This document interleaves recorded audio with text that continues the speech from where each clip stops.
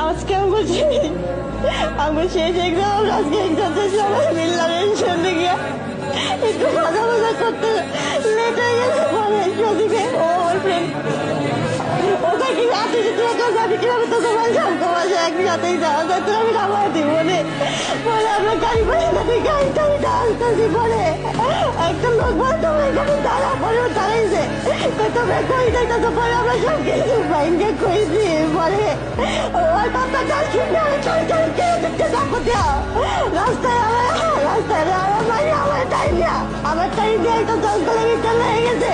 কতগুলো লোক দেখছিল তাও কিছু বলে যাবো না কিসের সমাজ এটা কিসের সমাজ বলে